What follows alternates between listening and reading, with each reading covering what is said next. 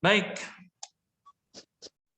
sekali lagi selamat malam kepada para Romo, terutama pada Romo Fikjen. Terima kasih atas kesediaannya untuk bergabung bersama kita semua pada sore hari ini.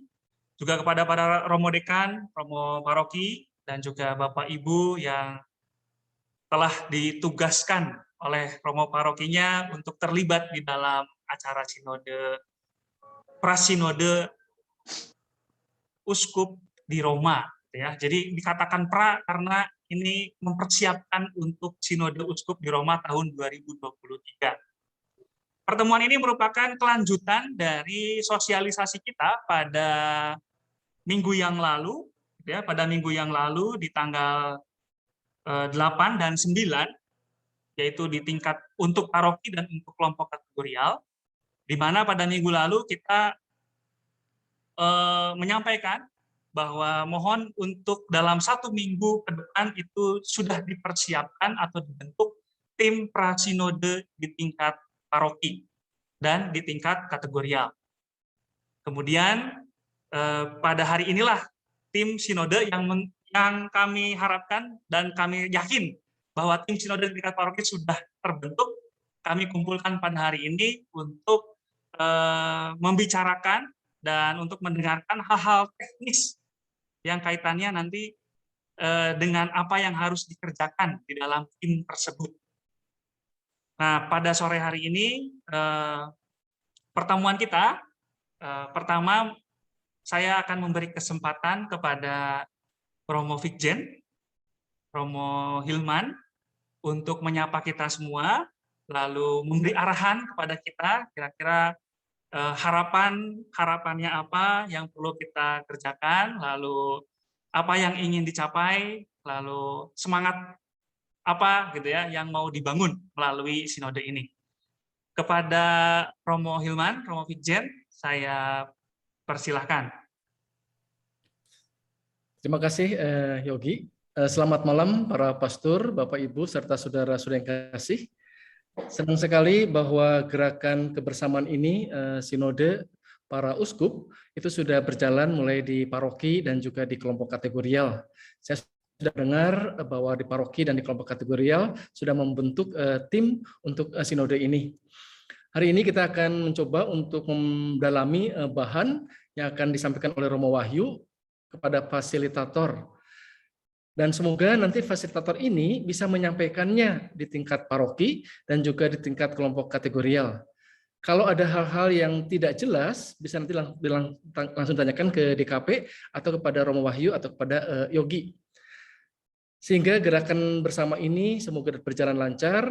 November dan Desember ini kita akan betul-betul mengandalkan kekuatan Roh Kudus agar kita menghasilkan buah-buah kebaikan bagi banyak orang. Tentu diharapkan juga tim doa tetap ada di tingkat paroki dan di tingkat kelompok kategorial.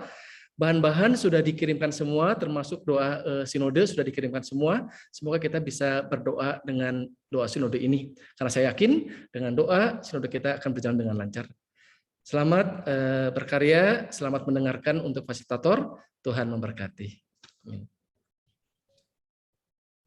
Baik, terima kasih Romo Hilman, Romo Fikjen yang sudah menghantar kita dan tadi ya memberi arahan kepada kita, lalu memberi semangat juga kepada kita. Maka betul apa yang dikatakan bahwa hari ini, pertemuan hari ini kita akan lebih berbicara mengenai apa saja yang perlu kita persiapkan, apa saja yang perlu kita kerjakan dalam nanti pelaksanaan prasinode di tingkat paroki kita masing-masing dan juga di dalam kelompok kategorial.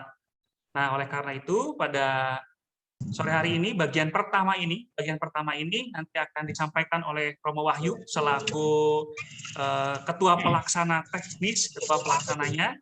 Lalu kemudian nanti akan juga dibantu untuk beberapa hal teknis terkait dengan data. Nanti ada Mas Yunanto karena beliau yang mempersiapkan bahan-bahan, pendistribusian bahan-bahan dan penyediaan bahan-bahan nanti yang akan diperlukan selama sinode. Lalu juga nanti bagian terakhir yaitu dari tim perumus keuskupan. Jadi nanti kurang lebih rumusan seperti apa atau hasil seperti apa yang diharapkan, nanti ini akan dijelaskan lebih detail, lebih lanjut oleh Pastor OT dan Pastor Banu, selaku tim perumus di tingkat keuskupan. Maka kita langsung saja pada bagian pertama ini, saya mempersilahkan kepada Romo Wahyu. Silakan, Romo Wahyu, apakah sudah ada? Ya, oke. Selamat malam. Terima kasih Mas Yogi. Oke, Romo. Ya, selamat malam para Romo, para suster, dan juga Bapak Ibu sekalian, teman-teman muda yang ada pada hari ada frater juga. Jadi akan juga terima kasih boleh hadir dalam undangan kami untuk melaksanakan pembekalan dan juga bagaimana hal-hal teknis yang diperlukan di dalam tim sinode tingkat paroki dan juga kategorial, ada yayasan dan juga ada komunitas hidup bakti. Terima kasih para Romo, suster, frater, diakon, dan Bapak Ibu serta teman-teman muda hari ini bisa berkumpul ya, dan sesuai dengan rencana kita bahwa di setiap paroki ataupun juga di setiap kelompok kategorial dibutuhkan tim yang nanti akan mengolah data yang sudah disiapkan oleh tim Sinode Keuskupan ya. Maka pada hari ini kita akan melihat secara detail kurang lebih bagaimana tugas kita masing-masing ya, sehingga nanti kita bisa melaksanakan tugas perutusan kita sebagai tim sinode di tingkat paroki, dekenat, dan juga kelompok kategorial, yayasan, dan komunitas hidup bakti. Ada beberapa tugas yang nanti hendak kita lakukan, seperti yang pada waktu itu saya sampaikan, ada koordinator, ada sekretaris, kemudian ada tim fasilitator, ada tim data, dan ada tim perumus yang nanti akan memberikan rumusan, memberikan narasi atau hasil rekomendasi dari tingkat paroki, stasi, tingkat lingkungan, stasi, dan juga paroki lewat pertanyaan-pertanyaan terbuka dan juga tertutup. Baik, saya akan menyampaikan beberapa hal tentang tugas-tugas kita. Silakan, Yok.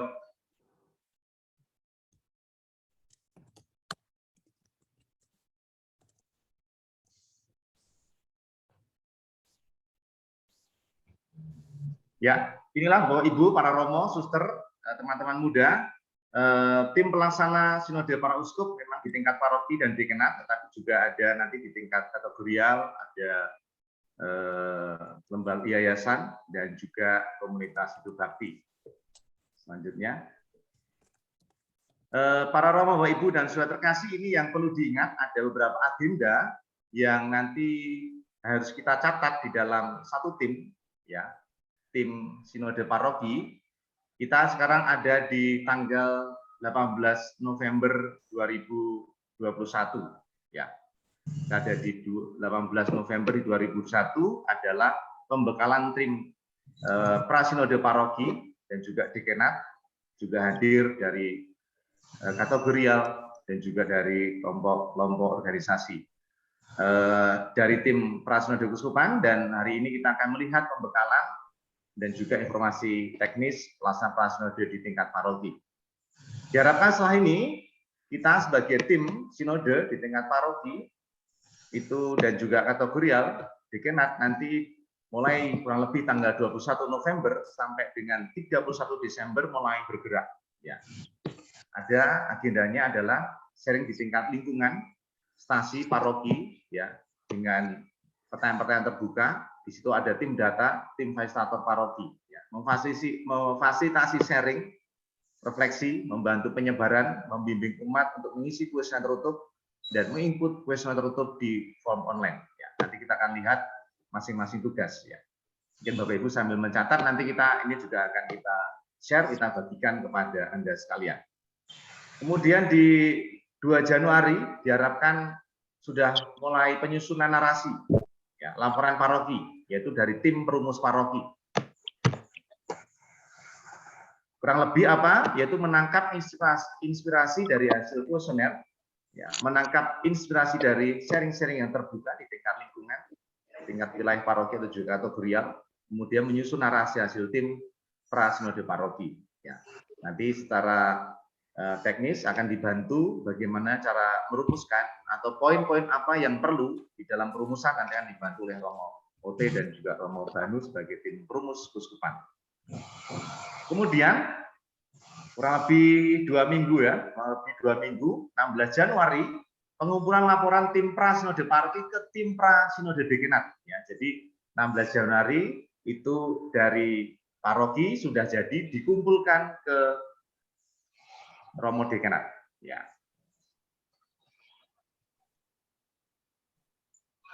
Kemudian Romo Dekan memang diharapkan akan membentuk tim pra Sinode Dekenat. Ya. Itu paling lambat nanti minggu kedua Januari sudah ada timnya atau mungkin minggu-minggu ini juga boleh, dan saya kira bisa mengambil dari tim paroki, kemudian diambil beberapa untuk menjadi tim di tingkat Dekenat. Itu. Selanjutnya, nah ini, kemudian minggu kedua Januari ya itu ada persiapan prasinode Dekenat. Ya, Romo Dekan membentuk tim prasinode tingkat Dekenat. Jadi bisa Romo Dekan menetapkan tim prasinode Dekenat yang merupakan perwakilan tim prasinode paroki. Ya, kurang lebih minggu kedua Januari sudah mulai mempersiapkan, karena nanti tanggal 5 sampai 6 Februari itu ada prasinode Dekenat.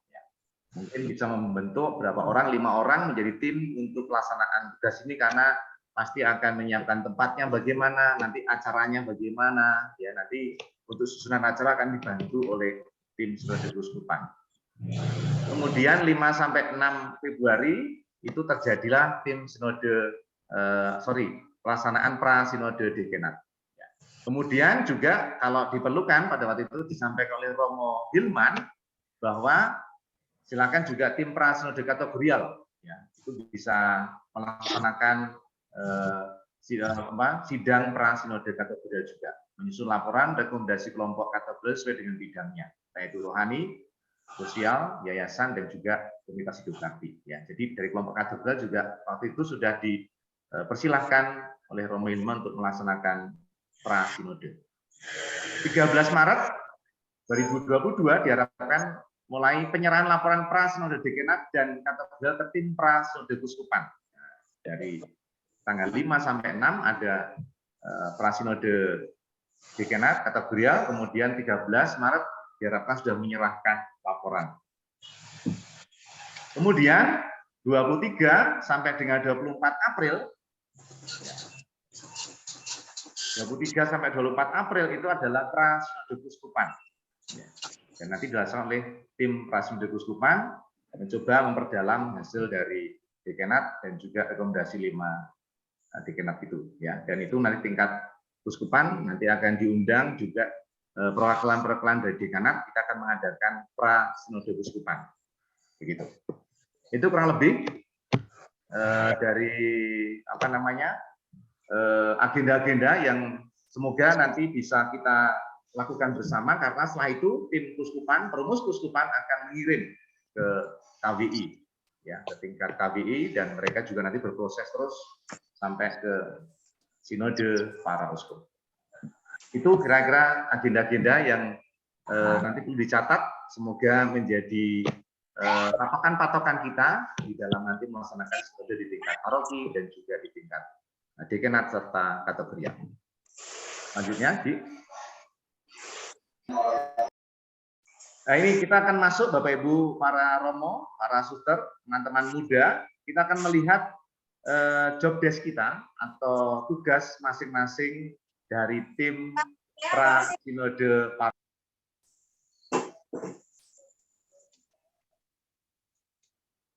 Maaf Romo Mayu, termute Romo.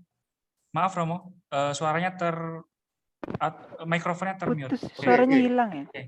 Oh, siapa yang memutuskan tadi ya? Baik, dilanjutkan. Jadi dari tugas koordinator yang pertama, seperti yang pernah saya sampaikan, yaitu menjadi narahubung antara tim prasinode paroki dengan tim prasinode Kuskupan. Ya.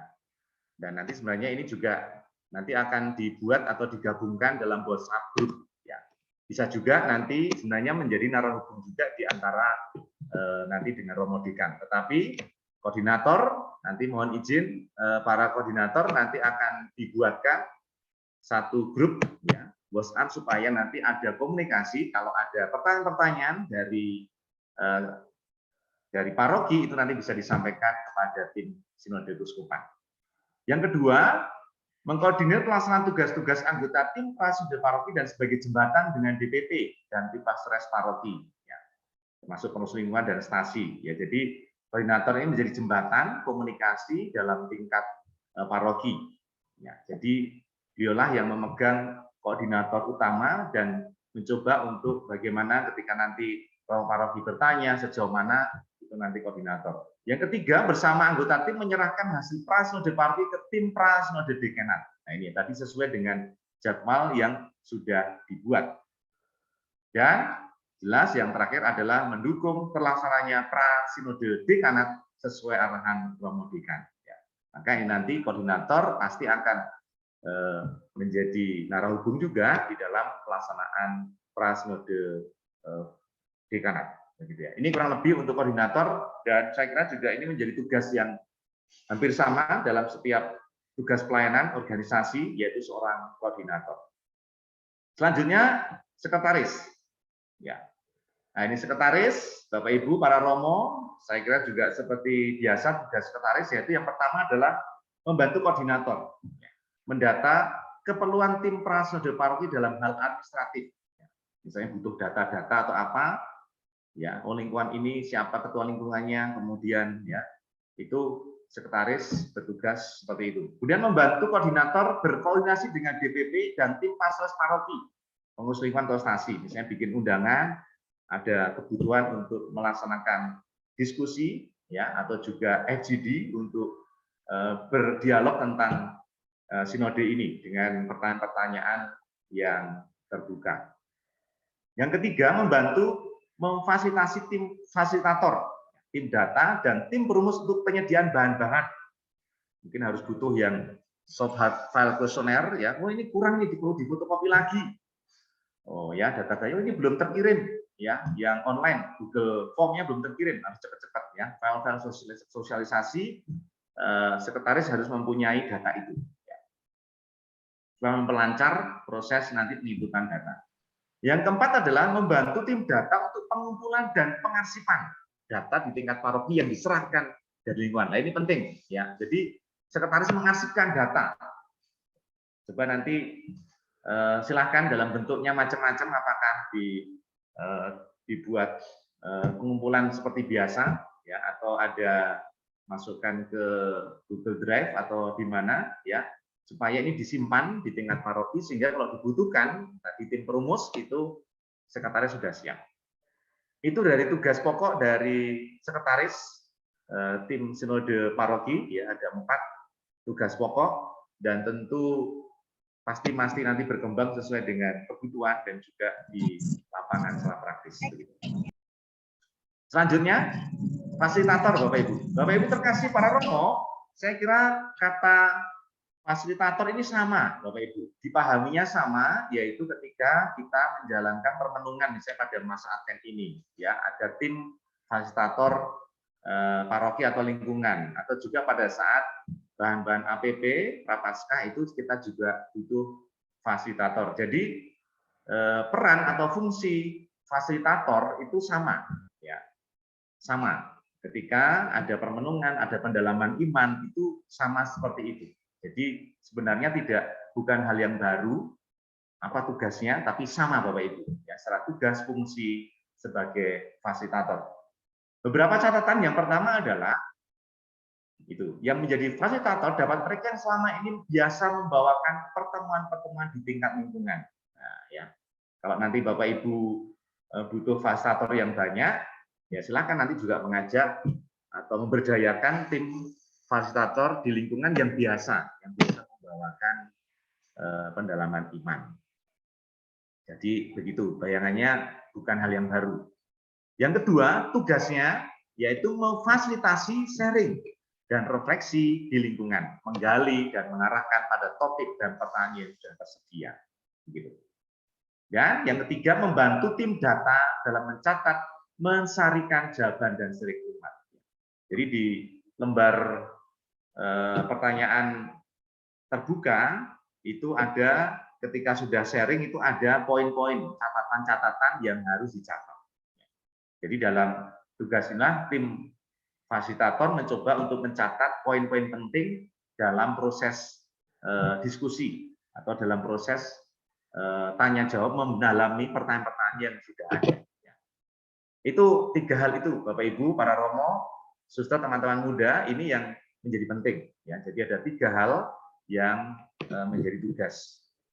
Selanjutnya adalah tim data. Nah, ini nanti akan coba nanti di tim data nanti Yogi sama Mas Yunanto nanti juga bisa membantu. Langsung Yogi aja tim data, Gi. Ya, silakan, Gi. Oke, baik Romo. Jadi sekalian pada bagian ini ya. Oke, baik. Jadi untuk tim data, maka tugasnya tentu adalah yang pertama membantu fasilitator mengumpulkan data kuesioner terbuka. Yang pertama kuesioner terbuka juga dibantu ya, karena bayangannya kuesioner terbuka itu berarti kurang lebih nanti ada sharing, lalu ada jawaban-jawaban dari umat yang perlu dicatat, gitu ya. Ada pernyataan-pernyataan dari umat, ada sharing-sharing dari umat yang perlu dicatat, dan tentu fasilitator perlu dibantu dalam hal ini. Kemudian yang kedua, apabila nanti jawaban-jawaban itu sudah dapat dikumpulkan, nah hanya tinggal dipersiapkan dengan baik untuk nanti diserahkan ke tim perumus di tingkat paroki. Lalu yang kedua, mengkoordinir pengumpulan data kuesioner tertutup. Nah, ini juga bekerja sama dengan fasilitator. Untuk kuesioner tertutup ini, yang perlu kita tekankan adalah bahwa kuesioner ini diberikan kepada mereka yang memiliki keterbatasan untuk berkumpul, gitu ya, baik berkumpul mau secara offline maupun secara online, gitu ya. Jadi yang tadi terbuka itu harapannya, bayangan kami adalah bisa terjadi pertemuan. Syukur-syukur kalau offline, namun kalau misalkan seandainya situasi tidak memungkinkan untuk offline, maka boleh secara online. Nah, itu mengandaikan yang kuesioner terbuka itu mengandaikan terjadinya pertemuan, perjumpaan. Sementara untuk yang kuesioner tertutup ini untuk menjadi alternatif bagi mereka yang tadi tidak bisa atau mengalami keterbatasan untuk berjumpa baik secara online maupun secara offline. Selain itu, kuesioner tertutup ini juga diharapkan bisa menyasar umat yang dalam hal ini tanda kutip mereka yang kurang aktif atau tidak aktif, baik yang tidak aktif dalam hal kegiatan-kegiatan hidup menggereja maupun tidak aktif karena mereka mungkin mengalami sesuatu yang sehingga mereka itu menjadi agak jauh dari gereja, gitu. Nah, pasti ini bisa ditafsirkan ya, artinya mungkin orang yang mungkin ada persoalan tertentu atau mengalami kesulitan tertentu sehingga membuat dia itu agak jauh dari gereja. Jadi yang catatannya ini ya, juga kuesioner tertutup ini diupayakan juga menyasar umat ya, menyasar umat yang kurang tersapa ya, menyasar umat yang kurang tersapa. Lalu yang ketiga, gitu ya. Nah, jadi kuesioner tertutup itu yang kami bayangkan itu adalah ketika orang ini mungkin tidak bisa bertemu secara langsung atau orang ini mungkin kurang tersapa, tim data dan fasilitator, gitu ya, bisa berkunjung, gitu ya, bisa berkunjung. Karena prinsipnya adalah melalui kuesioner ini kita juga sekaligus ingin menyapa. Gitu ya, ingin menyapa, ingin mendengarkan juga suara mereka. Nah, maka tim data dan fasilitator mendatangi mereka, lalu memohon kesediaan si responden tersebut, umat tersebut, untuk mengisi kuesioner. Kalau seandainya mereka kesulitan untuk mengisi secara online melalui Google Form, kita sudah menyiapkan format dalam bentuk cetak. Jadi hanya mereka hanya tinggal mencentang sesuai pendapat mereka. Gitu. Ada pernyataan-pernyataan di sana, lalu mereka menilai sesuai pernyataan yang tersedia di sana. Nah, ini kaitannya nanti dengan tugas yang ketiga. Apabila tadi umat itu mengisinya secara langsung, gitu ya, mencontreng di kertas itu, lalu tim data ini memfasilitasi, jadi nanti pulangnya itu dia langsung menginput ke kuesioner online, ke Google Form, langsung diinputkan, gitu ya, untuk yang kuesioner tertutup ini. Lalu kuesionernya bagaimana? Kuesionernya sendiri sudah kami siapkan, sudah kami sediakan, dan ada contoh dalam bentuk cetaknya sudah kami kirimkan ke paroki. Sementara untuk Google Form-nya, masternya sudah kami sediakan. Namun untuk bisa menggunakan master kuesioner Google Form yang sudah kami sediakan, ada caranya supaya nanti tidak terjadi kesalahan. Nah, jadi nanti masternya sudah kami siapkan, lalu nanti tim dari masing-masing paroki atau dari kelompok kategorial tidak. Untuk masing-masing paroki tinggal menduplikasi, lalu mengganti namanya menjadi paroki tersebut. Nah, lalu link dari duplikasi kuesioner itulah yang dibagikan ke umat di parokinya saja. Gitu, di umat di parokinya saja. Sehingga nanti data itu hanya bisa diakses oleh tim dari paroki tersebut dan dari tim keuskupan. Gitu untuk yang tim untuk kuesioner tertutup. Kalau kuesioner terbuka, bahannya sudah ada, baik cetak maupun soft file, bisa di-print lagi kalau seandainya nanti dibutuhkan, atau kalau ingin bentuk cetaknya yang baik, yang menarik, itu contohnya sudah kami kirimkan ke paroki. Nah, sekarang sekaligus aja Romo ya kali ya, untuk menjelaskan bagaimana caranya menduplikasi formulir itu ya, formulir Google Form itu ya. Oke, maka untuk bagian ini saya minta tolong kepada Mas Yunanto yang sudah menyiapkan Google Form-nya, lalu bagaimana Mas caranya teknisnya untuk menduplikasi ini dan membagikan linknya kepada umat di paroki kita. Silakan kepada Mas Yunanto, apakah sudah siap? Terima kasih Mas Yogi. Berkaitan dengan Google Form itu memang sudah dibuatkan, sudah kami buatkan. Memang isinya lebih banyak, lebih ke pertanyaan-pertanyaan gitu ya. Lalu di bagian awal hanya lebih soal identitas.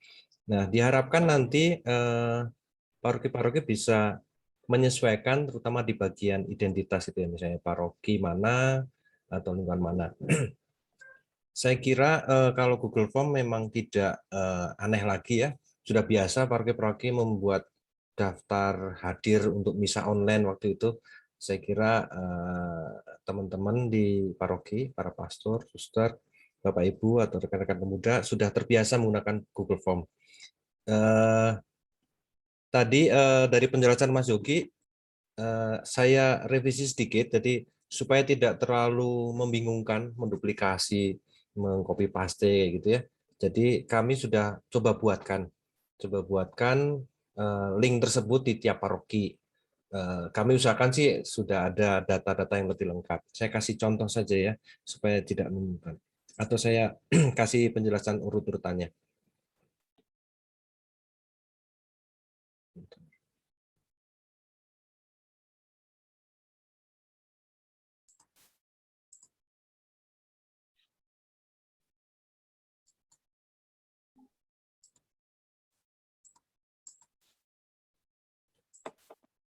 Ya, nanti dari kami sudah menyiapkan Google Form ya untuk tiap paroki. Itu bisa dilihat nanti di ini apa link yang nanti akan kami bagikan di forum chat, nanti akan saya share ini linknya sehingga nanti tiap paroki bisa mengkliknya. Lalu paroki bisa menggunakan tim data atau menggunakan, dan tim data ini bisa mengedit, menyesuaikan, dan kemudian membagikan link yang sudah disiapkan itu. Lalu hasil jawaban Google Form, rangkuman data nanti akan diberikan oleh tim data kepada panitia, khususnya pada proses perumusan. Ini petunjuk teknisnya. kurang lebih gini. Jadi nanti kita bisa buka Google Drive yang dibagikan oleh tim tadi, lalu buka link Google Form pada list Google Drive sesuai nama parokinya ya, karena sudah kami buatkan paroki masing-masing, jadi tidak perlu menduplikat atau tidak perlu merename lagi karena sudah ada nama parokinya masing-masing. Dan mungkin tidak akan tertukar karena di dalamnya sudah ada tulisan form pertanyaan bagi paroki mana gitu. Lalu di link Google Form itu ketika terbuka nanti akan bisa mengedit, menyesuaikan, misalnya mau dikasih identitas asal lingkungan misalnya gitu ya. Nanti bisa di-listkan lingkungan mana asalnya. Dan itu bisa dibagikan link Google Form-nya ya. Jadi bukan link Google Drive. Link Google Form seperti biasa ada di sini. Send, kemudian di sini ada ketemu link-nya, ya kita copy, itu yang kita bagikan. Lalu untuk membuka hasil jawaban seperti biasa, teman-teman pasti sudah mengetahui itu sudah ada di ini responses. Saya kira itu, terus saya coba, ya ini kelihatan Mas Yogi ya? Belum Mas, belum muncul Mas. Di layar Belum ini? muncul? Oh, sorry. Belum muncul Mas di share screen-nya. Oke. Ini ya, udah ya? Oke, sudah muncul. Ya, ini Google Form-nya seperti ini Mas Yogi. Jadi Oke. sudah saya buatkan, sudah kami buatkan link tiap paroki. Nanti paroki bisa melihat parokinya masing-masing, lalu bisa menggunakan misalnya katedral gitu ya. Tinggal nanti diklik aja, akan masuk ke tab berikutnya. Di sini sudah tertulis paroki Santo Petrus Katedral, itu pertanyaan tertutup, bahan sinode dan seterusnya. Misalnya di sini saya coba bikinkan misalnya lingkungan mana gitu ya. Kemudian jenis kelamin, usia, pendidikan terakhir, status perkawinan, aktivitas sehari-hari. Lalu ini masuk ke konten yang mau kita jawab berkaitan dengan pertanyaan-pertanyaan sinode tadi sampai ke terakhir. Bentuknya seperti ini. Nah, kalau untuk pertanyaan kita harapkan memang tidak perlu dirubah karena memang ini sudah format yang ditentukan dari KWI ya. Jadi kita tidak perlu memodifikasi.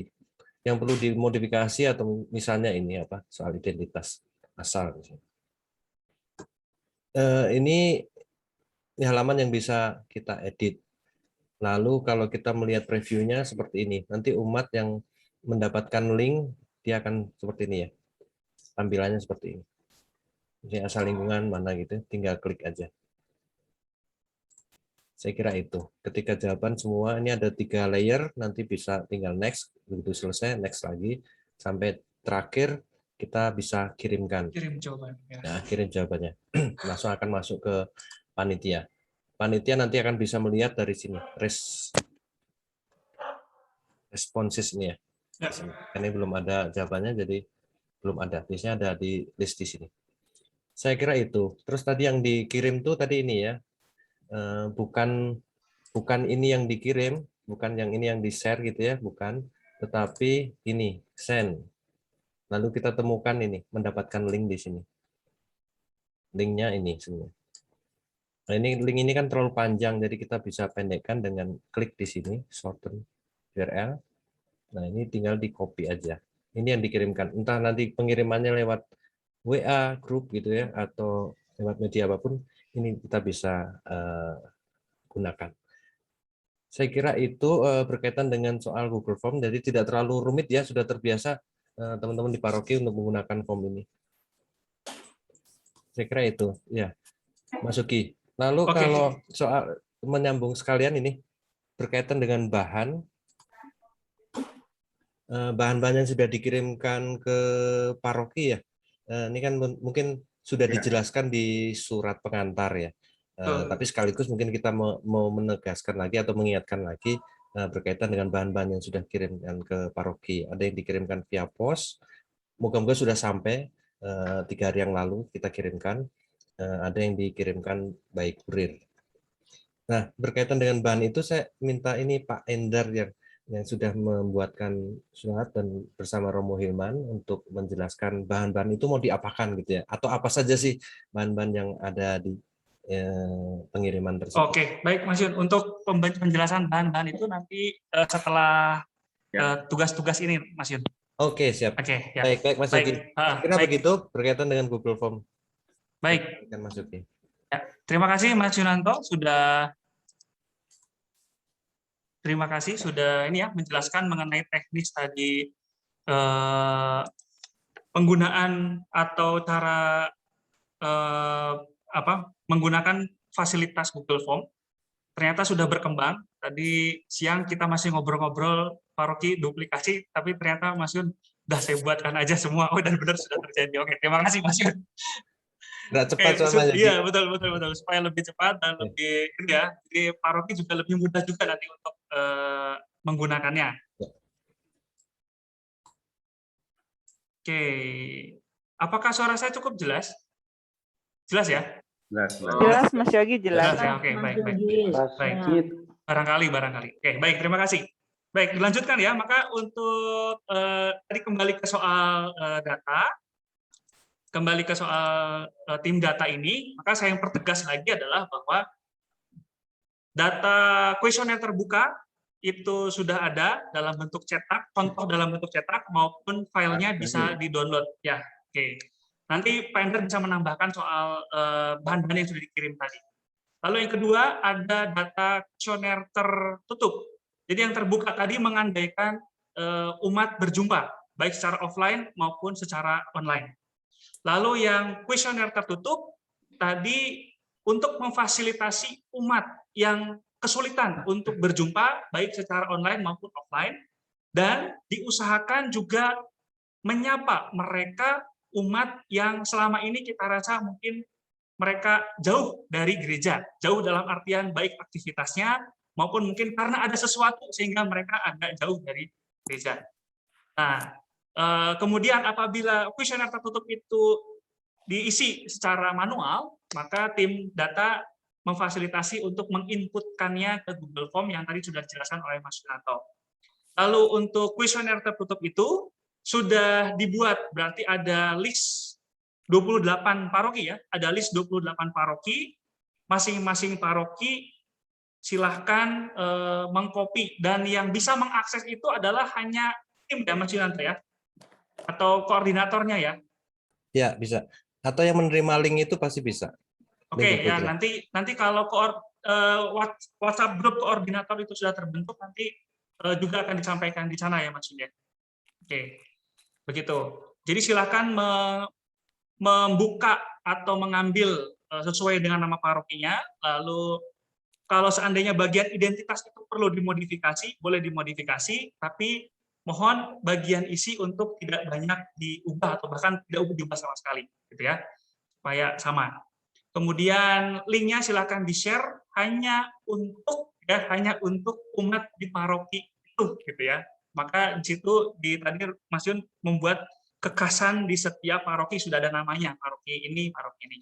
Oke. Begitu? Ya, ada pertanyaan tuh Mas. Oke, sekaligus ya. Oke, jadi tim sinode paroki itu bisa melihat datanya. Hanya tim sinode paroki itu saja. Ya Mas Yun ya. Dan juga tim sinode keuskupan. Jadi kalau misalkan tim sinode pandu ya hanya bisa melihat yang paroki pandu saja. Lalu yang katedral ya hanya bisa melihat yang katedral saja. Sementara yang tim data di tingkat keuskupan bisa melihat seluruh paroki untuk memonitoring bagaimana penyebaran atau pengisian dari kuesioner tersebut. Kurang lebih itu yang bisa kami sampaikan. Nanti kalau seandainya ada sesuatu yang masih perlu diperjelas, nanti kita boleh bertanya di bagian akhir atau juga nanti bisa sambil jalan bertanya di WA Group. Begitu Romo Wahyu sementara untuk bagian data ini. Kita lanjut dulu Romo Wahyu ke bagian selanjutnya, silakan. Baik, sebelumnya terima kasih Mas Yogi dan Mas Yunanto, dan mungkin kembali sedikit tentang tim fasilitator tadi, Bapak Ibu sekalian, nanti akan dijelaskan Pak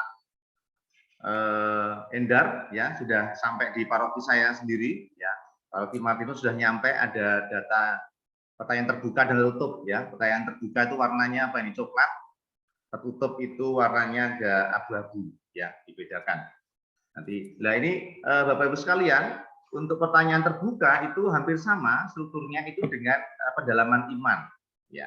Jadi memang ada beberapa tahapan. Yang pertama adalah pembukaan, itu diawali dengan berdoa. Ya. Diharapkan bahwa diskusi yang terjadi secara terbuka itu adalah dalam konteks kita juga merenungkan sabda Tuhan. Maka yang pertama adalah ada pembukaan, kemudian ada doa, dan mendengarkan kitab suci. Bacaan dapat dipilih sesuai dengan kalender liturgi harian, bacaan harian. Dan kemudian baru setelah itu mulai dengan pengantar, ada sharing pengalaman, dan kemudian ada penutup. Penutup ini yang tadi menjadi penting adalah bagaimana fasilitator menegaskan kembali poin-poin penting yang disaringkan oleh umat untuk dibuatkan notulensi yang akan dilaporkan secara tertulis ke paroki. Ya, jadi tim fasilitator dan tim data nanti bisa bekerja sama sebenarnya untuk memfasilitasi nanti dalam pertanyaan-pertanyaan terbuka. Itu yang saya tambahkan untuk menjadi semacam tadi tambahan untuk fasilitator ya. Kita akan lanjut dulu setelah dari koordinator, sekretaris, kemudian tim fasilitator dan tim data ya. Nanti mungkin Bapak Ibu juga masih bertanya, nanti kita akan ada sesi tanya jawab, dan kita akan lanjutkan dengan tim perumus ya. Tim perumus ini waktu itu saya jelaskan beberapa hal. Kita akan mendengarkan nanti dari tambahan dari Romo Ote dan Romo Banu. Semoga sudah bergabung Romo Ote dan Romo Banu ya. Tapi tim rumus ini adalah lebih tadi saya katakan menangkap inspirasi dari hasil kuesioner ya, dan kemudian menangkap inspirasi dari hasil sharing terbuka tingkat lingkungan, tingkat wilayah paroki atau juga kelompok kategorial, dan akhirnya tim rumus membuat semacam laporan narasi hasil tim sinode paroki. Bapak Ibu sekalian, memang waktu itu kita tegaskan bahwa membuat rumusannya itu maksimal 10 halaman. Nah, kami kemarin diskusi Bapak Ibu sekalian di tingkat paroki atau dekanat memang dibebaskan, silakan ya. Itu disilakan, artinya tidak tertutup lebih kurang dari 10 halaman, tapi silakan agak terbuka. Nanti supaya nanti juga bisa diolah oleh tim uskupan. Memang tim uskupan yang nanti akan memberikan laporan 10 halaman di tingkat KWI. Dan kembali lagi, saya juga lupa untuk mengingatkan bahwa ada 2 rumusan atau 2 laporan Bapak Ibu terkasih ya.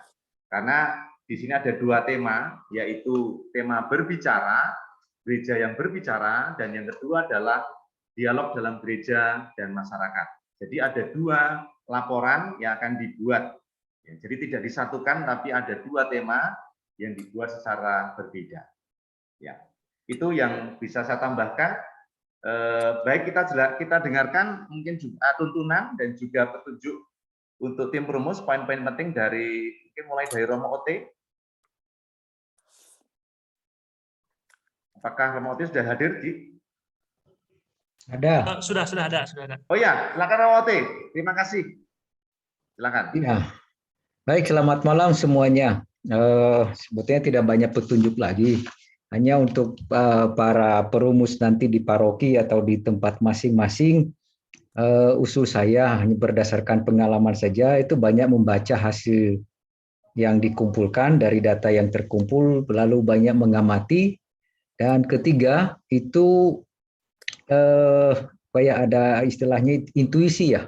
Kira-kira apa sih yang dimaksud oleh responden kita dengan cara menulis seperti itu atau dengan jawaban seperti itu, kira-kira mau membahasakan apa.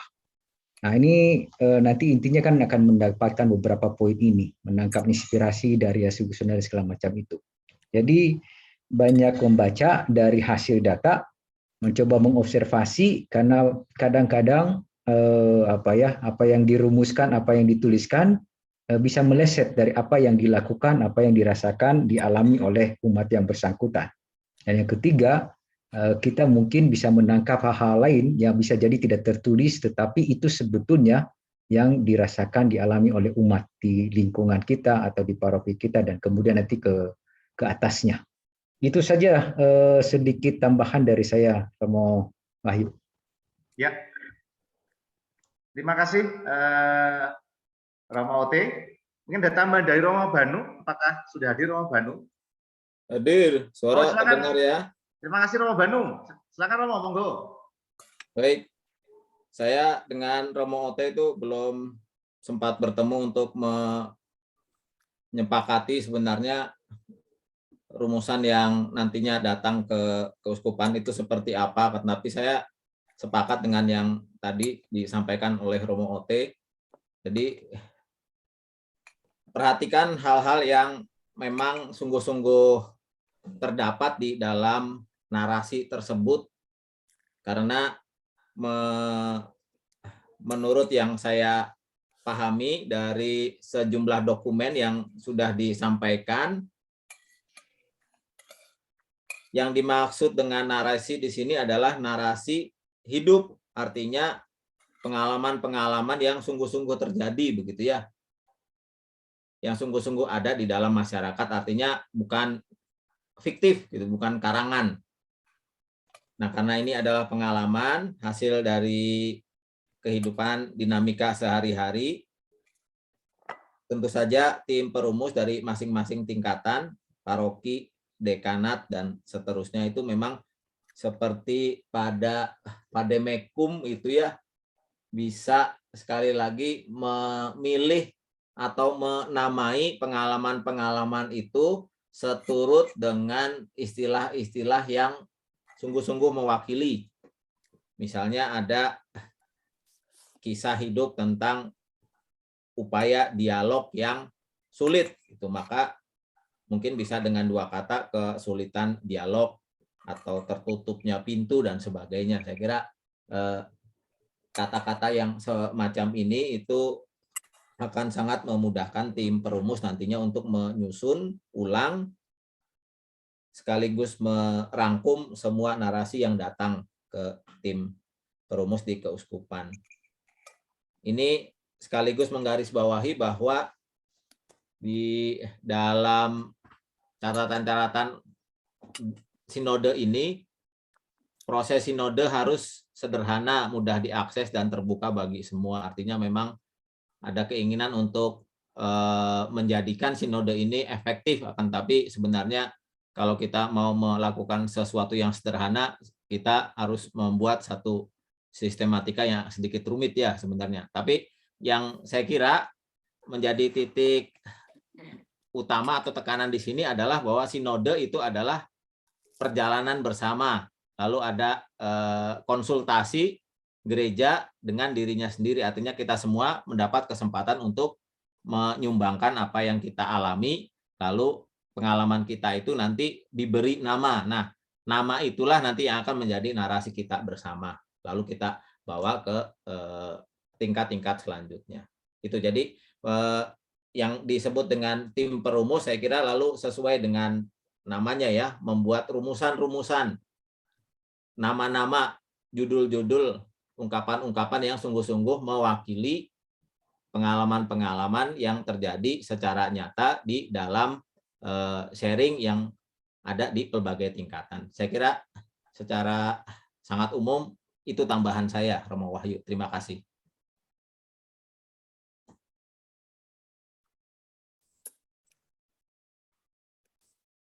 Romo Wahyu masih di mute, Mas. Romo Wahyu, maaf.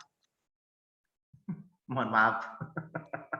Baik, terima kasih Romo Banu dan Romo Ote untuk tambahannya tentang perumusan. Nah, kurang lebih begitu. Ya, Bapak, nanti mungkin kalau ada pertanyaan, dan semoga nanti ini proses, nanti juga dalam proses pasti nanti dalam grup nanti kita akan juga ada proses menemani dan pendampingan juga, Bapak sekalian. Kurang lebih begitu, Yok. Baik. Kembalikan lagi ke Yogi, silakan. Baik, terima kasih Romo. Jadi topik kita ini ya Romo ya, mengingatkan lagi topik kita ini tentang berbicara dan dialog dalam gereja dan masyarakat. Dua topik inilah yang akan menjadi bahan refleksi kita di dalam pertemuan prasinode ini ya, Romo ya. Ya. Lalu untuk membahas atau menggali refleksi tentang Ya. ini, kita sediakan pertanyaan tertutup dan pertanyaan terbuka, ya. Oke, baik. Lalu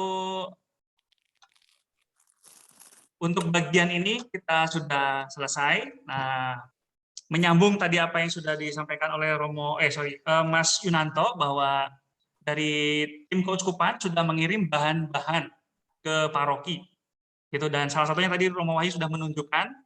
Mungkin sedikit informasi dari Pak Endar, bahan-bahan apa sajakah yang dikirimkan, lalu bagaimana itu digunakan. Apakah Pak Endar bisa sedikit memberi penjelasan mengenai bahan-bahan yang sudah dibagikan? Ya, baik Mas Yogi. Ya. Baik, terima kasih para Romo, Suster, Bapak Ibu.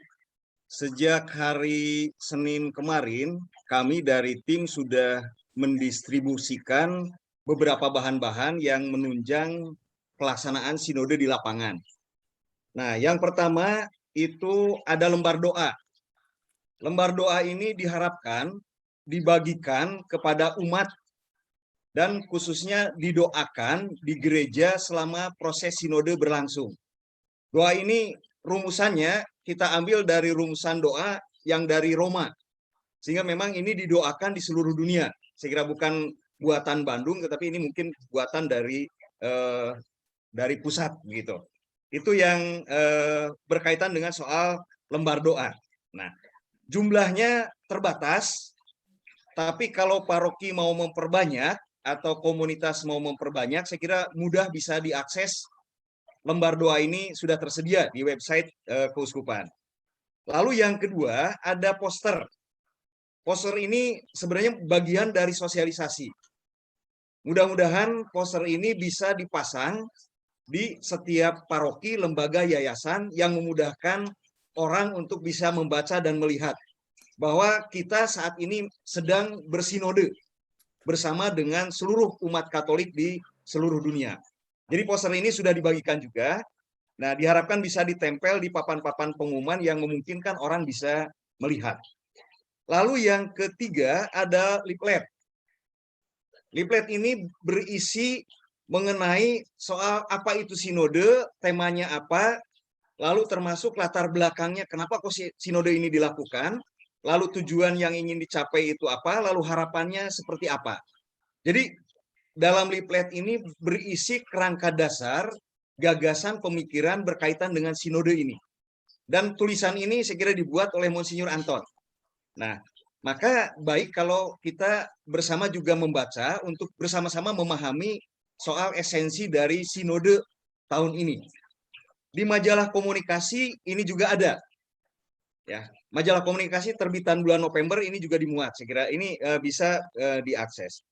Lalu yang keempat itu ada bahan panduan untuk penggalian data. Seperti tadi sudah disampaikan, untuk menggali data ini kita menggunakan dua model, pertanyaan terbuka dan pertanyaan tertutup. Tadi sudah cukup jelas saya kira. Esensinya sama. Ya. Jadi bagi mereka yang sudah ikut pertanyaan terbuka, sudah menggali bersama dalam komunitas, saya kira tidak perlu lagi menjawab pertanyaan yang tertutup. Karena hampir esensinya sama, gitu. Nah, tujuannya apa? Sebenarnya tujuannya pertanyaan tertutup diberikan untuk mengakses, menyapa mereka yang tidak bisa berjumpa. Nah, sementara yang mereka bisa berjumpa, ada pertanyaan terbuka yang bisa digali bersama, gitu. Nah, kalau pertanyaan tertutup ini menggunakan juga dua model. Satu ada yang hard copy, sudah dikirimkan ke paroki, begitu. Dan ada yang soft copy-nya berupa Google Form tadi itu. Dan Google Form ini saya kira bisa diakses, sudah dikirimkan tadi untuk bisa di-copy dan bisa disebarkan juga, gitu. Ini saya kira dua model ini lebih ingin mencoba menggali dan menyapa sebanyak mungkin umat, karena seperti dikatakan tadi Romo Banu bahwa kita ingin berjalan bersama sehingga siapapun disapa, diajak berbicara bersama, bukan hanya yang aktif, tapi mereka yang memang tidak bisa menjangkau dalam keterlibatan dengan hidup menggereja ini. Jadi itu saya kira beberapa bahan-bahan yang sudah coba dikirimkan ke paroki, mudah-mudahan sudah nyampe. Dan kalau memang mengalami kesulitan, saya kira bisa diakses melalui website Keuskupan Bandung. Nanti bisa diambil di sana. Saya kira itu tambahannya berkaitan dengan soal bahan-bahan yang sudah dikirimkan untuk menunjang proses di lapangan. Terima kasih, Mas Yogi. Baik, terima kasih Pak Endar atas informasinya mengenai bahan-bahan yang sudah dibagikan ya. Oke, untuk sampai bagian ini, Romo Wahyu, apakah ada tambahan dulu sebelum kita ke bagian lain-lain atau menjawab beberapa pertanyaan yang muncul di chatroom dan juga nanti pertanyaan secara langsung? Silakan Romo Wahyu. Tambah sedikit, Yok. Silakan. Sedikit untuk tadi, mungkin kemarin kita berbicara di dalam tim khusus untuk kategorial yayasan dan komunitas hidup bakti itu diharapkan memakai pertanyaan terbuka. Ya, jadi diharapkan memang yang kategorial dan juga di luar paroki itu diharapkan menggunakan pertanyaan terbuka. Semoga bisa dilaksanakan bisa offline atau juga bisa online. Minta Bapak aja, Bapak. Terima kasih. Ya, ini catatan untuk yang di luar paroki. Maka tadi ada pertanyaan apakah yayasan ada pertanyaan yang Google Form, maka ini juga sekalian bahwa diharapkan itu dengan pertanyaan yang terbuka, diskusi secara langsung.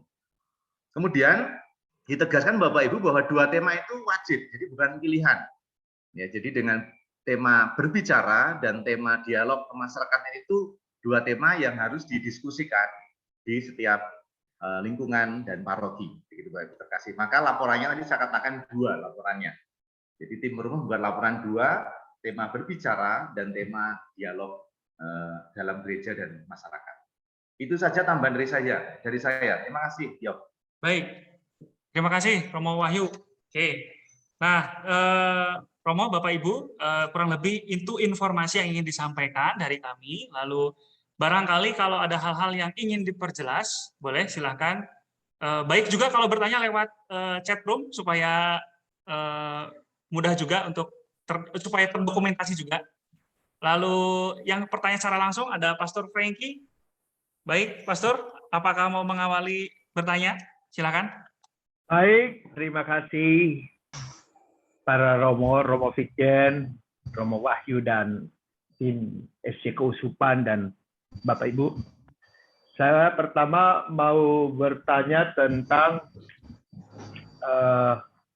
terima kasih juga pertama saya sudah terima surat cintanya Romo Vigjen ini ya, dan buku baru tadi sore lembaran. Di situ ada kalau kita memperbanyak hal praktis aja, rasanya mungkin akan lebih irit dan lebih murah jika dicetak di satu tempat. Kalau di tempat kita kalau dicetak ini rasanya satu lembar itu satu muka kurang lebih 300. Kalau mungkin dicetak secara komunal bersama, nanti paroki membayar, meminta berapa banyak dan kemudian mengganti ongkos cetaknya. Itu juga lebih bagus supaya warnanya lebih menarik. Seperti ini sudah sangat bagus gitu ya kan. Itu hal praktis aja soal materi yang bahan diberikan. Jadi via mungkin percetakannya milik keuskupan atau milik orang tertentu, lewat situ kita bayar lah, paroki juga bisa bayar. Kalau kita cerita biasanya jauh lebih mahal gitu dan kurang menarik gitu. Itu aja satu hal. Pastor Frankie, menarik ya usulannya ya, menarik sekali ya. Jadi biar lebih murah. Baik, Pastor. Baik, nanti akan ditanggapi, mungkin akan dijawab. Baik, terima kasih Pastor. Saya tampung dulu. Lalu kepada Pak Darius dulu. Pak Darius, silakan. Pertanyaan Pak Darius. Terima kasih Pak Yogi. Ada kopi nih belum? Udah bisa ngopi? Belum? Siap. Oke. Gimana? Pertanyaan karena ini untuk fasilitator ya, yang menyangkut tentang fasilitator ya. Ini fasilitator ini kan penghubung antara umat, masalah-masalah umat yang mendengarkan keluhan-keluhan umat, lalu disampaikan kepada tim data ya, kalau nggak salah tadi. Apakah memang begitu? Diulangi, Pak. Yang menjadi pertanyaan, teknis di lapangan itu apakah tim dari fasilitator turun ke lapangan, door to door, atau mengadakan pertemuan-pertemuan rutin secara berkelompok di lingkungan. Terus misalnya kalau ada keluhan-keluhan yang disampaikan oleh umat di luar, tadi mungkin Pastor Ote sudah menyinggung, di luar yang sudah tercantum di dalam mungkin kuesioner yang tertutup itu ya, tindakan kita apa yang harus kita lakukan? Mungkin ini di luar ini ya, jangkauan kita untuk menjawab atau untuk memberikan fasilitas, mungkin ada permintaan-permintaan khusus gitu ya. Itu Baik. aja, terima kasih. Baik, terima kasih Pak Darius ya. Apakah pertanyaannya sama? Kalau pertanyaan sama nanti sekalian dijawab gitu ya. Pak Tri, apakah pertanyaan berbeda? Saya Pak Mas Yogi mau tanya dulu sebentar. Berbeda, sekalian nyambung dengan itu.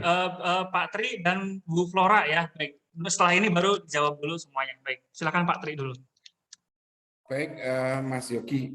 Pertanyaannya mungkin tadi juga sudah ada di chat, tapi agak lebih tajam sedikit begitu. Seberapa persen keberhasilan tangkapan yang diharapkan? Sebanyak-banyaknya tentu bagus, tetapi kita terbatas waktu, gitu ya. Jadi kira-kira apa harapan sinode ini sehingga bisa jadi ukuran di lingkungan, karena ada lingkungan tentu yang punya karakter tertentu begitu.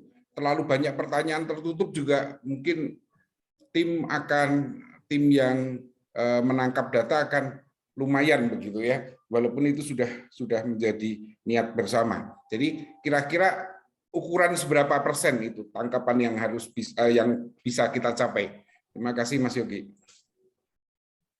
Baik, terima kasih Pak Tri. Lalu Bu Flora ya, terakhir Bu Flora, nanti baru kami akan menjawab untuk yang lainnya ya. Oke, silakan Bu Flora terakhir. Terima kasih Pak.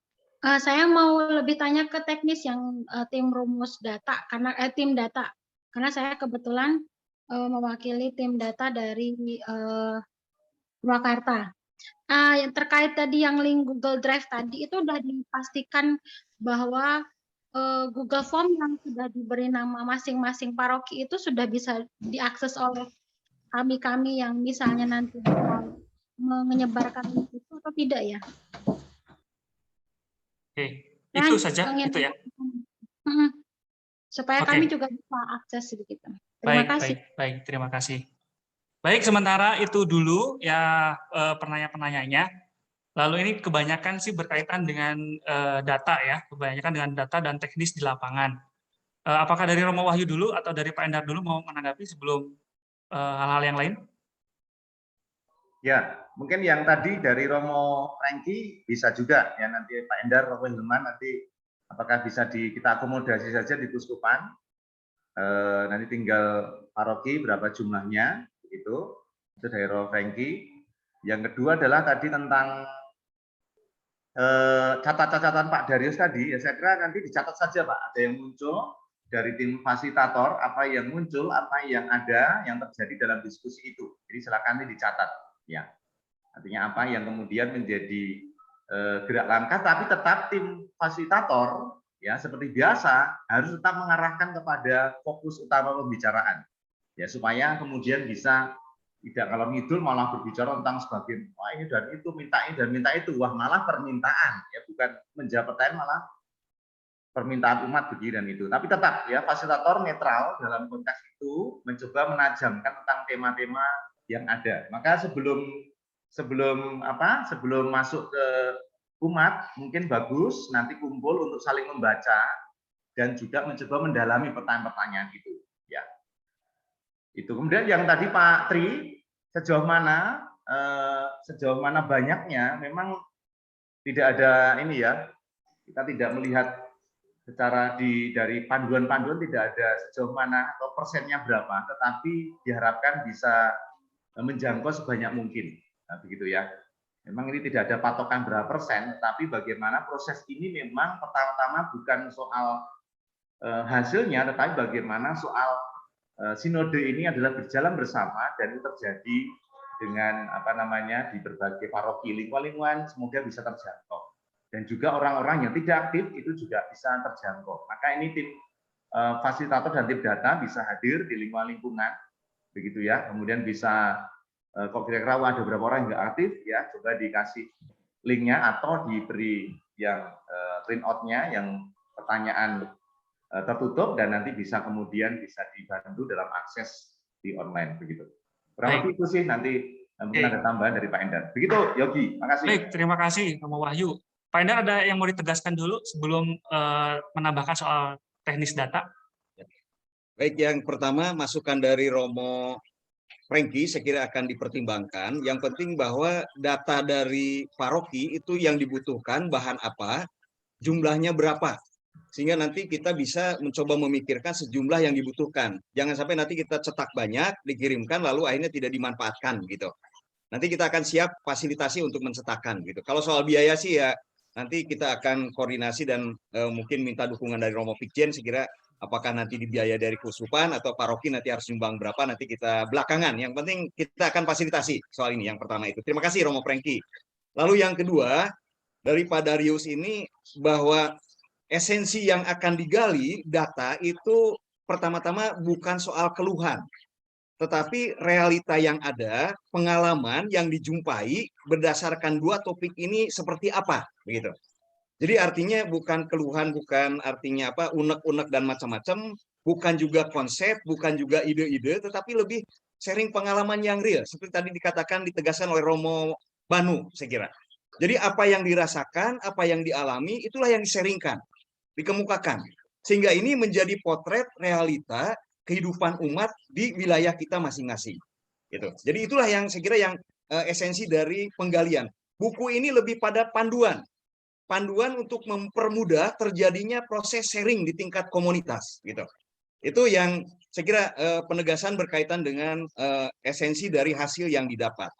Lalu yang Pak Tri pertanyakan soal jumlah, itu sebenarnya spirit yang mau kita bangun itu pertama-tama adalah berjalan bersama. Bahwa gerakan ini menjadi gerakan bersama seluruh umat di seluruh dunia. Gitu. Esensinya begitu. Maka partisipasi itu sangat dipentingkan. Maka yang dipentingkan, yang utama, pertama-tama bukan soal data, jumlah. Tetapi yang paling utama adalah proses di mana terjadi perjumpaan, di mana ada sapaan kepada seluruh umat. Gitu. Maka jumlahnya berapa ya saya kira ini yang paling penting adalah soal spiritnya yang mau dibangun. Partisipasi bukan soal jumlah pengumpulan datanya. Maka tadi itu ada yang katakan satu keluarga apakah ngisi satu Google Form atau bisa 5 atau 6. Bukan soal jumlahnya. Tetapi ini yang ingin didapat bahwa ada partisipasi, ada keterlibatan semua elemen umat. Gitu. Baik yang terpinggirkan, tersingkirkan, yang tidak aktif maupun yang aktif. Gitu.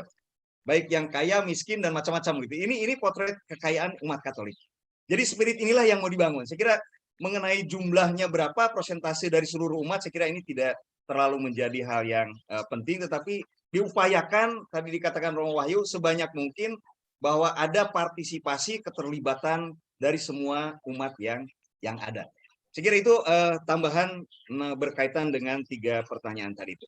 Terima kasih. Baik, terima kasih Pak Endar. Jadi kami menambahkan juga untuk beberapa hal teknis penyebaran datanya, penyebaran kuesionernya. Jadi ditegaskan lagi bahwa kuesioner terbuka itu untuk mereka yang bisa berjumpa. Gitu. Lalu mereka yang tidak bisa berjumpa difasilitasi dengan kuesioner tertutup. Maka diupayakan kalau mereka yang sudah berjumpa itu tidak perlu mengisi yang tertutup. Dan hal itu rasanya bisa diinformasikan ketika kita menyebarkan form online misalnya. Kepada Bapak Ibu yang belum terlibat di dalam pertemuan lingkungan untuk membahas bahan sinode, silakan mengisi. Tapi bagi yang sudah, tidak perlu mengisi. Kita begitu. Atau juga nanti bisa diinfokan dalam pertemuan lingkungan. Misalkan Bapak Ibu yang sudah bergabung pada malam hari ini, terima kasih. Nanti kalau ada penyebaran yang tertutup, tidak perlu mengisi lagi. Nah itu juga bisa. Itu mengenai hal teknis saja. Jadi kembali kepada sasaran utamanya adalah bahwa kuesioner terbuka itu untuk pertemuan, lalu kuesioner tertutup itu untuk mereka yang tidak bisa berpartisipasi dalam pertemuan dan juga mereka yang kurang tersapa. Gitu. Kemudian untuk kelompok kategori yayasan, ormas ataupun FKRB, hanya membahas kuesioner terbuka, ya, hanya membahas kuesioner terbuka, gitu. Kemudian mengenai 2 topik, ada 2 topik, betul. Maka silahkan ini diatur oleh lingkungan atau paroki, gitu ya. Yang penting 2 topik ini bisa direfleksikan bersama. Kalau seandainya ada bahan Advent, ada pertemuan Advent, misalkan setelah pertemuan Advent lalu disambung pertemuan sinode, itu juga kalau memungkinkan silakan. Atau mencari waktu lain di luar pertemuan Advent, itu juga silakan. Yang penting tadi seperti yang ditegaskan oleh Romo Wahyu bahwa hasilnya itu adalah 2 topik, gitu ya, dua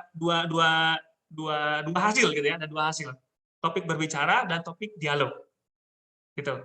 Nah, lalu itu silakan bagaimana diupayakan 2 topik ini direfleksikan bersama. Kemudian apakah hasilnya cukup dari 1 kring? Ya, untuk pertemuan terbuka cukup di 1 kring. Jadi artinya dibahas dalam lingkungan. Tapi kalau misalkan pastor paroki menghendaki lain, pastor paroki misalkan kayaknya kita juga perlu nih di tingkat paroki mengundang wakil-wakil dari lingkungan, gitu ya, mau wakil dari lingkungan, itu silakan juga. Nah, yang paling penting adalah terjadi dulu di tingkat lingkungan bersama umat. Tuh. Lalu untuk mengenai tadi ya, Google Form itu ada dalam bentuk kuesioner tertutup itu ada dalam bentuk cetak dan juga ada dalam bentuk online atau alternatifnya itu. Kemudian untuk persentase jawaban yang diharapkan, jumlah respondennya tadi seperti yang dijelaskan oleh Pak Endar, kita lebih menekankan pada proses. Lalu sementara hasil, yang penting umat berpartisipasi dulu. Karena ini juga kuesioner dan juga pertanyaan-pertanyaan kita ini bukan bermaksud untuk karya ilmiah, gitu ya, untuk membuat suatu kajian ilmiah, tetapi lebih ke mau melihat potret, lalu mau melihat partisipasi, mau mendengarkan suara dan pendapat dari tingkat umat. Kemudian nanti kaitannya dengan pasti berbicara soal analisis, gitu ya. Lalu yang sudah dikumpul bagaimana itu dianalisis, gitu ya. Pakai analisis apa, gitu ya. Nah, ini kan lebih ke survei. Kita hanya mau melihat, kemudian nanti datanya yang terkumpul bagaimana, pasti kita percaya bahwa data yang sudah terkumpul itu pasti akan berbicara sesuatu mengenai potret lingkungan atau paroki kita. Gitu. Jadi nanti modelnya adalah tidak berbicara soal statistik, gitu ya, tidak berbicara soal statistik lalu hasil ilmiahnya bagaimana, tapi lebih ke refleksi, gitu ya. Refleksi dari hasil yang sudah terkumpul, apa yang bisa kita refleksikan, buah-buah dan inspirasi apa yang bisa kita petik dari sana. Gitu. Maka tidak perlu ini dulu, tidak perlu khawatir dulu soal ini bagaimana nanti akan dianalisa segala macam. Yang penting kuesioner ini bisa menyapa dulu, ya, datanya juga bisa terkumpul dulu, lalu dari sana pasti kita bisa melihat sesuatu, potret, dan juga bisa menghasilkan inspirasi yang bisa direfleksikan. Itu saja. Jadi tambahannya mengenai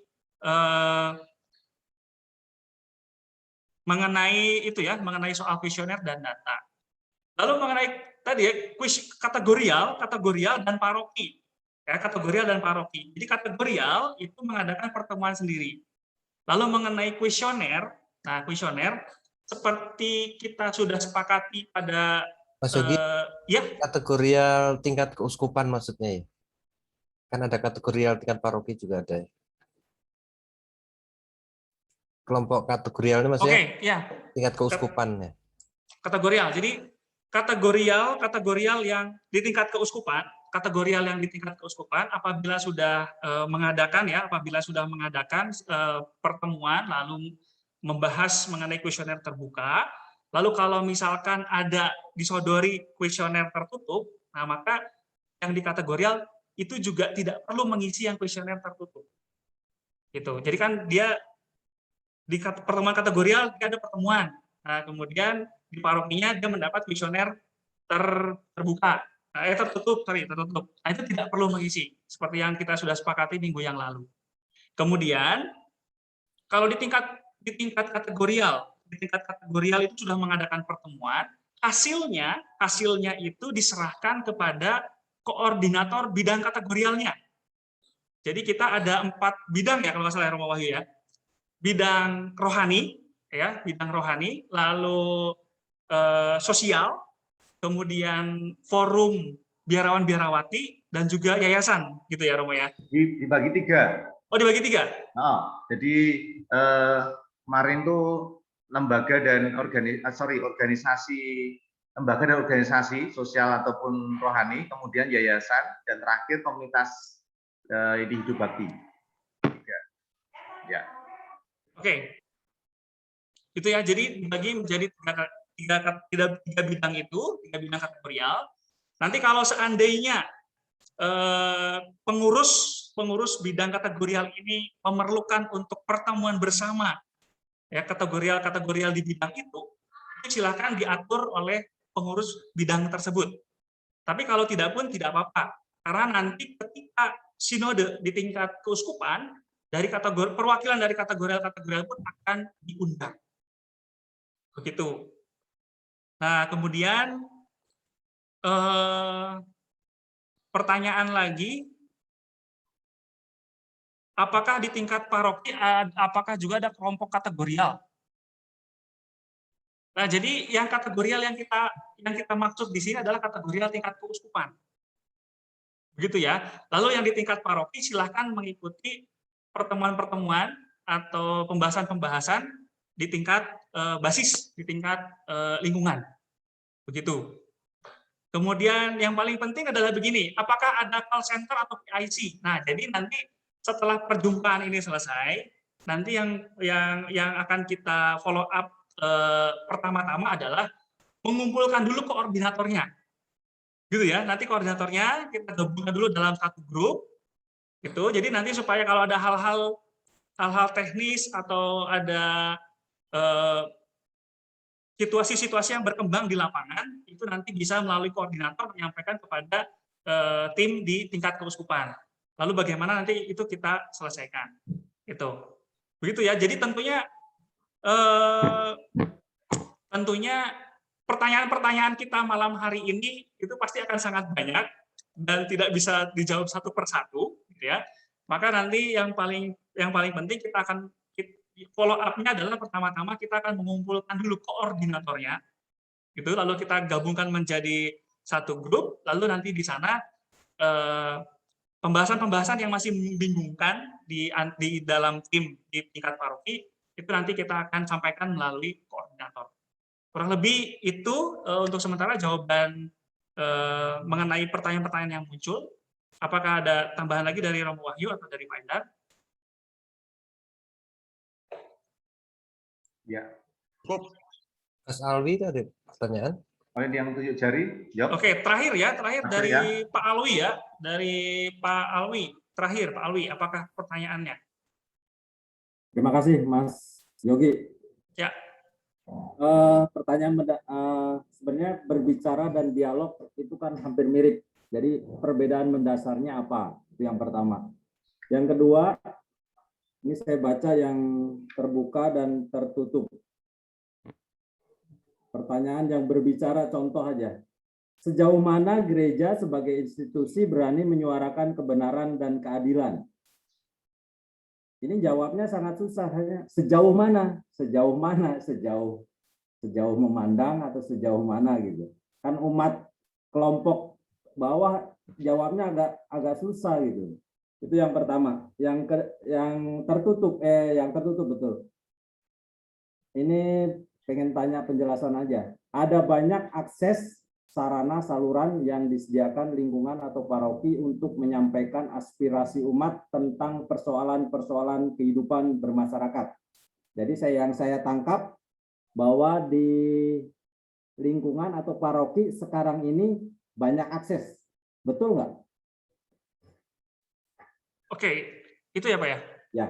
Terus yang pertama tadi, gereja ini sejauh mana gereja? Gereja kan tingkatannya gereja orang kalau yang di lingkungan kan gereja misalnya saya di paroki Mikael begitu. Apakah gereja Santo Mikael yang berbicara atau gimana gitu? Atau secara manusia gitu? Terima kasih. Baik.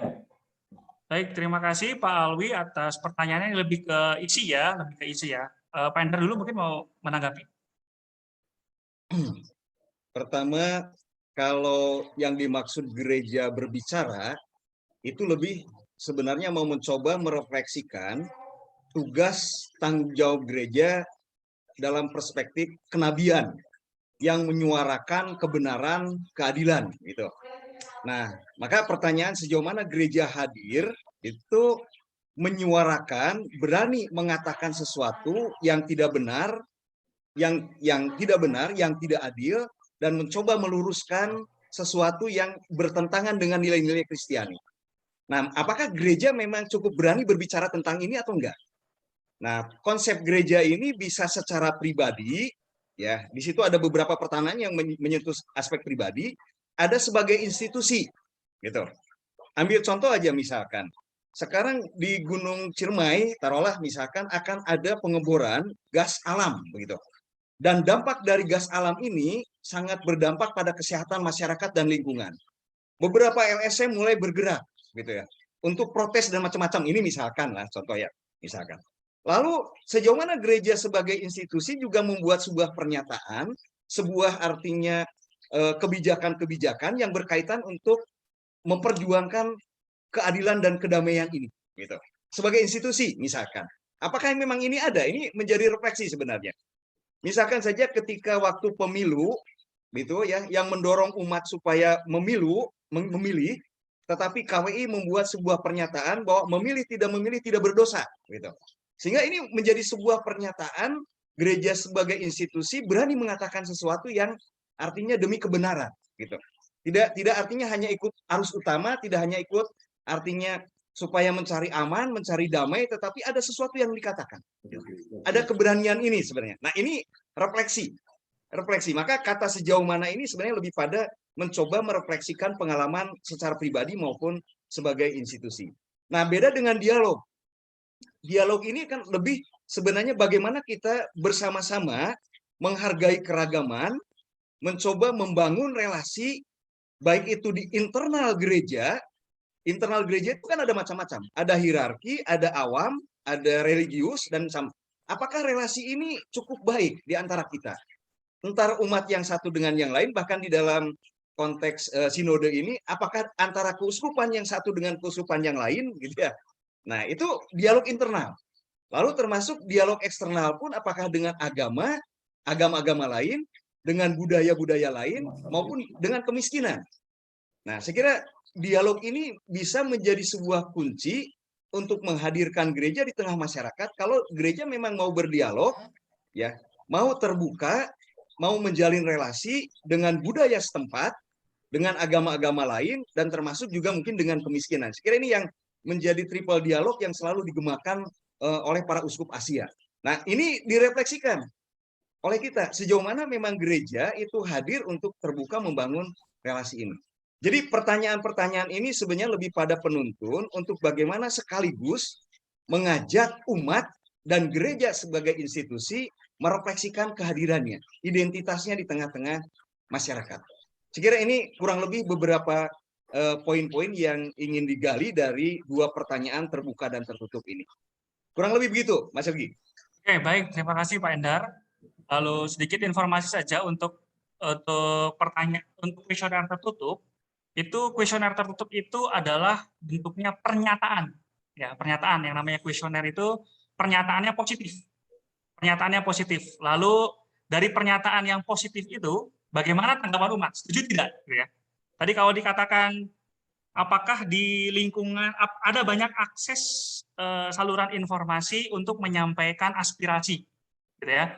Nah, kalau di lingkungan itu tidak ada atau tidak ada, ya berarti tinggal menjawab tidak setuju, karena tidak ada, begitu kan? Lalu kalau misalkan ada banyak, ya berarti sangat setuju, kan gitu. Hanya begitu ya Pak Alwi ya. Jadi kuesioner tertutup itu memang isinya pernyataan positif, gitu ya, pernyataan positif. Lalu tinggal bagaimana tanggapan umat atau penilaian umat terhadap pernyataan itu. gitu ya. Oke, baik. Bapak, Ibu, para romo, suster, frater, dan rekan-rekan muda, terima kasih gitu ya sudah bergabung. Bukan bermaksud ingin membatasi, tapi karena banyak hal yang pasti membuat kita penasaran, lalu banyak pertanyaan yang masih ingin diajukan. Namun karena waktu kita juga terbatas, maka untuk kali ini kita batasi dulu sampai 7:30 ini. Gitu.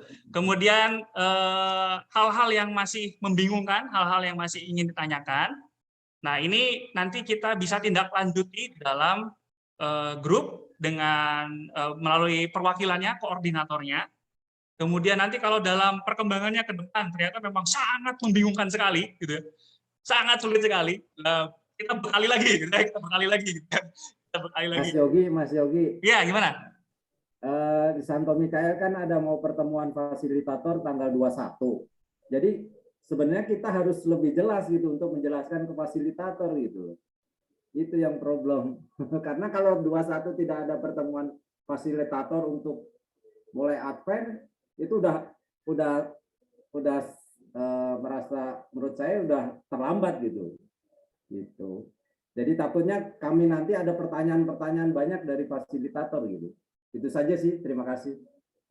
Oke, terima kasih Pak Alwi. Ya, kekhawatirannya betul ya. Mungkin dikhawatirkan juga oleh hal yang lain, tapi prinsip untuk fasilitator bukan sesuatu yang baru, tadi Romo Wahyu menyampaikan ya. Jadi fasilitator ya biasa saja yang sudah biasa di lingkungannya, di parokinya. Lalu bahan itu juga sudah ada tuntunannya sebetulnya. Jadi hanya tinggal diikuti ya, tinggal dibahas gitu ya, tinggal dibahas begitu. Kemudian saya rasa nanti di tim Anda, di tim sinode, hal-hal yang di tim sinode paroki, hal-hal yang masih tadi membingungkan bisa disampaikan dulu ke koordinatornya, lalu PIC kami, jadi di sini di Keuskupan bisa menghubungi saya, Romo Wahyu, Pak Endar, dan Mas Yunanto, gitu, yang selalu standby di Keuskupan. Kecuali Romo Wahyu juga standby di Kopo, gitu ya. Nah, jadi seandainya ada hal-hal yang masih membingungkan seperti tadi, boleh dikonfirmasi, boleh diperjelas dengan menghubungi kami, gitu. Kemudian yang lain-lainnya. Nah, kepada siapa nama koordinator paroki diberikan? Oke. Tadi sudah dibagikan link presensi ya. Mas Yul mungkin bisa di-share-kan kembali. Oke, di-share-kan kembali.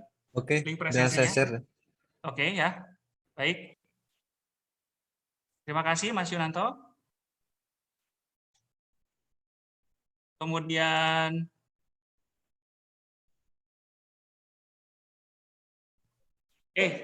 udah ya, silakan Bapak Ibu, silakan mengisi presensi, terutama nanti yang koordinator supaya nanti bisa kami kontak, bisa kami hubungi, lalu nanti bisa kami kumpulkan untuk informasi-informasi selanjutnya. Sementara agenda dari kami adalah itu menyampaikan beberapa hal yang perlu dikerjakan, mempersiapkan sinode para uskup di Roma. Jadi ini lebih menegaskan kembali, ini lebih ke gereja, Bapak Paus ingin mendengarkan suara kita, kita diharapkan berpartisipasi lebih ke sana. Ya, berpartisipasi. Berpartisipasi artinya bisa bersharing, bisa urun rembuk pendapat, kemudian sesuai dengan topik yang diminta gitu ya, sesuai topik yang ditentukan. Begitu dari kami. Untuk hal-hal yang nanti masih ingin dipertanyakan, kita akan tindak lanjuti melalui koordinator dari paroki yang akan dikumpulkan dalam grup. Begitu kalau agenda dari kami, apakah Romo Wahyu ada tambahan untuk terakhir? Ya, baik, terima kasih Mas Yogi. Mungkin untuk menambahkan, nanti saya juga akan komunikasi dengan para pastor paroki untuk koordinator ya, supaya nanti juga takutnya malam ini ada yang slip ya, tetapi nanti saya akan share di grup pastor paroki untuk mengirimkan para koordinatornya ya. Kemudian nanti kita akan buat grup, dan mungkin kalau ada nanti kebutuhan tentu mungkin bisa nanti ya sebulan sekali atau di akhir ada beberapa, nanti juga ada forum konsultasi bersama mungkin nanti ya, kita ngobrol-ngobrol dengan koordinator dan mungkin juga beberapa orang. Nanti kita akan siapkan juga Bapak Ibu sekalian. Itu saja, Mas Yogi. Terima kasih. Baik. Para Romo, Suster, Bapak, Ibu, Frater, rekan-rekan muda, banyak terima kasih atas kesediaan Anda untuk bergabung dalam pertemuan pada sore hari ini, dan terima kasih banyak juga atas kesediaan Anda untuk terlibat mensukseskan persiapan Sinode Para Uskup di Roma tahun 2023. Ya, mari kita berjalan bersama, mari kita bekerja sama, mudah-mudahan dari perjumpaan-perjumpaan kita, dari sharing-sharing kita, membuahkan sesuatu yang lebih baik untuk hidup kita, untuk iman kita, untuk gereja kita, dan untuk dunia kita. Terima kasih sekali lagi, dan untuk menutup pertemuan hari ini, saya meminta Romo Wahyu untuk memimpin doa sinode, sekaligus nutup dengan berkat. Saya akan share screen doa sinode. Romo Wahyu, dipersilakan. Oke. Mari kita berdoa, para Romo, Suster, Bapak Ibu, teman-teman muda sekalian. Dalam nama Bapa dan Putra dan Roh Kudus. Amin. Kami berdiri di hadapan-Mu, ya Roh Kudus, pada saat kami berkumpul di dalam nama-Mu. Bersama-Mu sendiri yang membimbing kami, membuat diri-Mu nyaman berdiam di hati kami. Ajarilah kami jalan yang harus kami tempuh, dan bagaimana kami harus mengikuti jalan itu. Kami lemah dan berdosa, jangan biarkan kami mendukung kekacauan. Jangan biarkan kebodohan menuntun kami ke jalan yang salah. Jangan pula keberpihakan mempengaruhi tindakan-tindakan kami. Kiranya kami menemukan di dalam Engkau kesatuan kami, agar kami boleh berjalan bersama menuju kehidupan abadi, dan tidak menyimpang dari jalan kebenaran dan apa yang benar. Semua ini kami mohon kepadamu, yang berkarya di setiap tempat dan waktu, dalam persekutuan dengan Bapa dan Putra, untuk selama-lamanya. Amin. Allah yang makasih, terima kasih atas berkat hari ini. Semoga kami tim Sinode Keuskupan Bandung bersama dengan seluruh umat di paroki-paroki, kelompok kategorial, mampu berpartisipasi ya Tuhan, dan juga semoga dengan Sinode ini kami menemukan arah langkah gerak bersama umat Allah di Keuskupan Bandung ini, sehingga menegaskan dan meneguhkan arah hidup kami. Hidup yang sungguh mengakar mekar dan menjadi berkat sehati jiwa, berbagi sukacita. Terima kasih Tuhan atas berkat hari ini. Semoga meneguhkan kami semua. Tuhan bersamamu dan bersama Romo. Semoga kita semua tugas pelayanan dan keluarga kita selalu dibimbing, dituntun, dan diberkati oleh Allah yang Maha Kuasa, Bapa dan Putra dan Roh Kudus. Amin. Terima kasih. Terima kasih, Romo Wahyu. Bapak Ibu mohon bersabar sebentar. Kami mau mendokumentasikan pertemuan kita dengan foto bersama kepada Mas Yunanto. Mohon untuk dibantu. Lalu kepada Bapak Ibu silakan boleh buka mikrofonnya, boleh buka gambarnya. Ya, jadi dokumentasi seperti yang sebelumnya selalu kami share ya di website Keuskupan Bandung, foto maupun video. Bagi teman-teman koordinator atau tim yang tidak hadir, lalu pengen mengulang video ini bisa ya di website Keuskupan Bandung. Silakan. Oke, ini ada 5 layer, saya capture satu-satu. Lihat ke kameranya ya. 1, 2, 3. Ya, satu pertama. Tahan dulu, karena kita tidak tahu Bapak dari posisi yang mana. Layer kedua. 1, 2, 3. Oke. Layer ketiga. 1, 2, 3. 4. Layer keempat. 1, 2, 3. Oke, sekali lagi, mohon bersabar. 1, 2, 3. Oke. Sudah ya Mas Yud ya? Terima kasih. Oke. Terima kasih Romo Wahyu. Terima kasih Pastor Wahyu, Romo Franky, Romo Terima kasih kepada Romo semuanya.